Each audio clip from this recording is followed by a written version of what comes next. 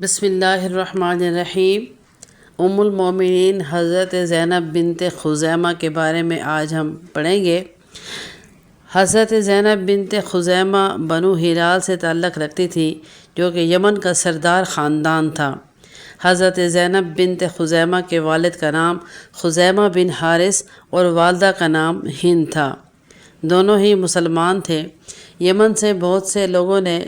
ہجرت کی، مختلف علاقوں میں گئے تو یہ ہجرت کر کے مکہ سے مدینہ آئیں۔ ان کی پہلی شادی حضرت طفیل سے ہوئی اور حضرت طفیل سے ان سے کسی مسئلے پہ طلاق ہو گئی۔ اسی طرح ان کی دوسری شادی انہی کے بھائی حضرت عبیدہ کے ساتھ ہوئی اور اسی دوسرے شوہر کے ساتھ ہی انہوں نے مکہ سے مدینہ ہجرت کی۔ تو جب مکہ سے مدینہ ہجرت کی تو دونوں یہ مسلمان تھے اور دونوں بھائی مسلمان تھے، ان کے پہلے شوہر بھی اور ان کے دوسرے بھائی جو ان کے دوسرے شوہر ہوئے وہ دونوں مسلمان تھے۔ مدینہ میں جب غزوہ بدر شروع ہوئی تو غزوہ بدر میں حضرت عبیدہ رضی اللہ تعالیٰ عنہ ایک بہت بہادر دلیری سے لڑنے والے تھے، انہوں نے بھی حصہ لیا۔ تو جنگ بدر میں جب دونوں لشکر آمنے سامنے ہوئے تو سب سے پہلے جو کفار میں سے 3 بندے نکلے تو انہوں نے مسلمانوں سے بھی 3 بندوں کو مانگا، تو انصاری صحابی آگے آئے۔ تو کفار نے یہ کہا کہ ہم انصاری صحابیوں سے سب سے پہلے لڑائی کا آغاز نہیں کرتے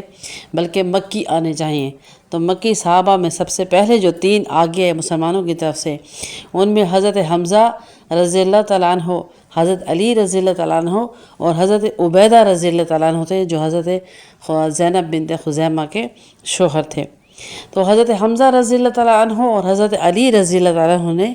پہلے ہی وار سے دشمن کا کام تمام کیا، جبکہ حضرت عبیدہ رضی اللہ تعالیٰ عنہ نے پہلے ہی وار سے تو نہیں لیکن کچھ وار کے بعد پھر انہوں نے کافروں کو مارا، اور اس اثناء میں ان کو خود بھی بہت زخم آئے، غالباً گھوڑے سے گرنے کی وجہ سے اور دشمن کے وار لگنے سے ان کو کافی گہرے زخم آئے، جس کی وجہ سے یہ مدینہ آنے سے پہلے ادھر ہی شہید ہو گئے۔ تو ان کی شہادت کے بعد بہت ہی غمگین ہو گئی تھی حضرت زینب بنت خزیمہ۔ پھر ان کا تیسرا نکاح ہوا حضرت عبداللہ بن جہش سے جو کہ نبی اکرم صلی اللہ علیہ وآلہ وسلم کے پھوپھی زاد بھائی بھی تھے اور سالے بھی تھے، یعنی حضرت زینب بنت جہش کے بھائی بھی تھے عبداللہ بن جہش، اور نبی اکرم صلی اللہ علیہ وسلم کے پھوپھی زاد بھائی تھے جو کہ حضرت زینب بنت خزیمہ کے تیسرے شوہر ہوئے۔ حضرت عبداللہ بن جہش جو ان کے تیسرے شوہر ہوئے، انہوں نے جنگ احد میں شرکت کی۔ تو جنگ احد میں جب شرکت کی تو وہیں ان کی شہادت ہو گئی، تو یہ شہید ہو گئے۔ جیسے ہی یہ شہید ہوئے، حضرت زینب بنت خزیمہ حمل سے تھی تو ان کی عدت کی مدت شروع ہو گئی، اور یہ شریعت میں ہے کہ جب عورت حمل سے ہو تو اس کی عدت کی مدت بچہ پیدا ہونے تک ہوتی ہے۔ تو جب ان کا بچہ ہوا تو وہ ناتمام بچہ تھا، یعنی مکمل نہیں تھا، جس کی وجہ سے یہ بہت غمگین ہو گئی اور وہ فوت ہو گیا بچہ۔ تو زیادہ ان پہ غم پہ پہاڑ ٹوٹ گئے۔ نبی اکرم صلی اللہ علیہ وسلم کو جب ان کی اطلاع پہنچی تو آپ صلی اللہ علیہ وسلم نے ان کی دل جوئی کے لیے نکاح کا پیغام بھیجا۔ یہیں سے ہمیں آپ صلی اللہ علیہ وسلم کی خوبصورت سیرت کا اندازہ ہوتا ہے کہ آپ کتنی اچھی سیرت والے تھے۔ اب دیکھا جائے تو حضرت زینب بنت خزیمہ پہلے 3 شوہروں سے ہو چکی تھیں، 3 نکاح والی تھی، لیکن پھر بھی آپ صلی اللہ علیہ وسلم نے اس چیز کو عیب نہیں سمجھا، نامعیوب سمجھا، جو کہ ہمارے معاشرے میں سمجھا جاتا ہے کہ جس عورت کی 3 شادیاں ہو چکی ہیں ان کو نکاح میں لینے سے کتنی باتیں ہوتی ہیں، لیکن ہمارے نبی اکرم صلی اللہ علیہ وسلم نے اس چیز کو زندہ کیا کہ کسی بھی دکھی عورت اور کسی بھی مجبور لاچار عورت کے ساتھ نکاح کرنا عین سنت ہے آپ کی۔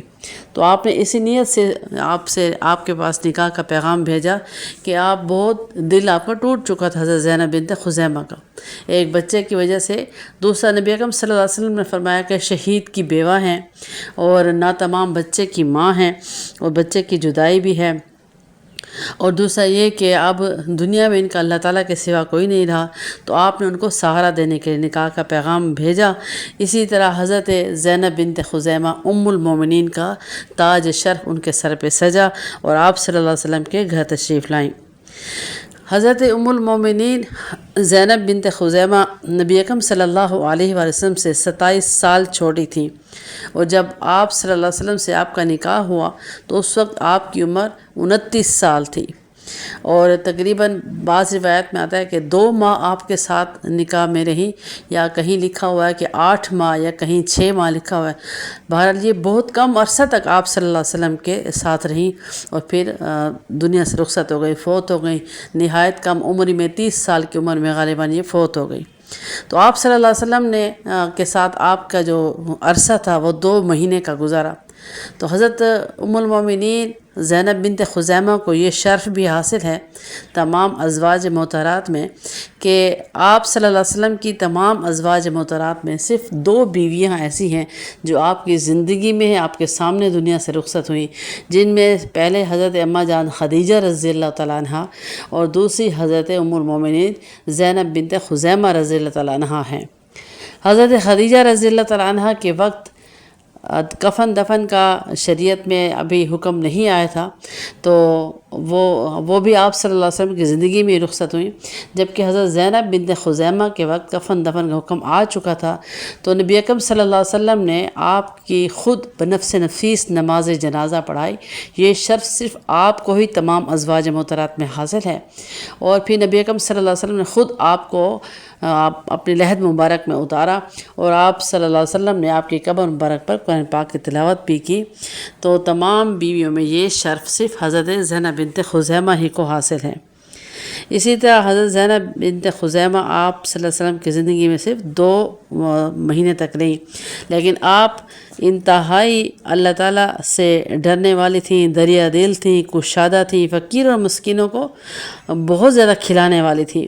اور ہر کسی کی مدد کے لیے ہر وقت تیار رہتی تھیں، اور آپ کا بھوکھوں کو کھانا کھلانے کا تو اتنا مشہور تھا کہ آپ کا لقب پڑ گیا تھا ام المساکین، یعنی مسکینوں کی ماں۔ آپ کے گھر کے دروازے پہ قطار لگی رہتی تھی محتاجوں اور مسکینوں کی لینے والوں کی، تو جو کچھ بھی آپ کے پاس ہوتا تھا، آپ ایک آنا یا جس طرح اس وقت کے جو ریال جو بھی سکہ تھا، آپ اپنے پاس کچھ بھی نہیں رکھتی تھیں، بلکہ سارا کچھ آپ سخاوت کر لیتی تھیں مساکین پہ، اور اپنی اس سخاوت سے آپ صلی اللہ علیہ وسلم کے نکاح میں آنے سے پہلے ہی مشہور تھیں۔ تو آپ صلی اللہ علیہ وسلم کے سامنے جب آپ کا وفات ہوئی تو آپ نے خود نماز جنازہ بھی پڑھائی، اور آپ کو جنت البقیع میں دفن کیا۔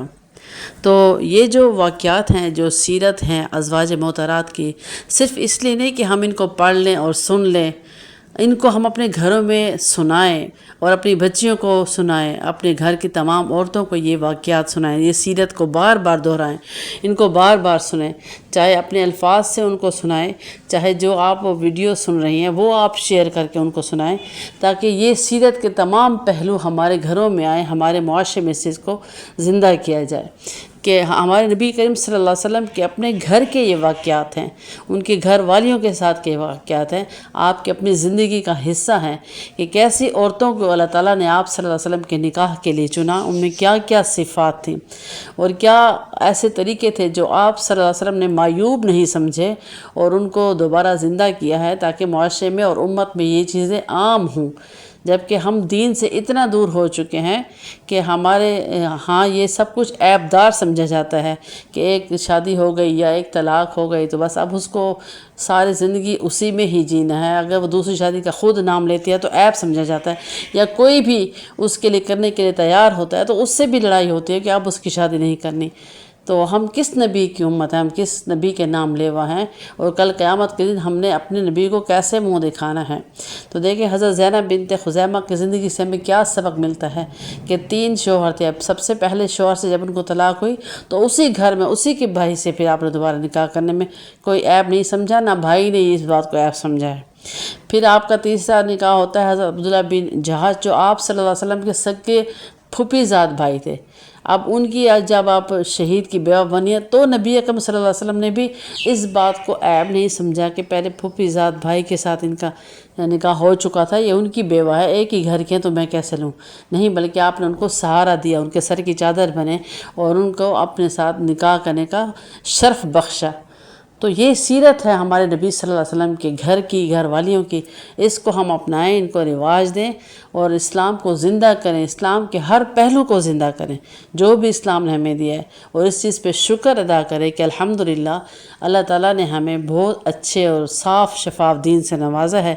اور اللہ تعالیٰ کا یہ بہت بڑا احسان ہے الحمدللہ. وما توفیقی الا باللہ علیہ توکلت و الیہ انیب. زوجاته 11 فيما رووه واشتهر خديجة فسودة وحفصة بنت عمر عائشة ورملة ميمونة صفية وهند التالية زوجته جويرية بنت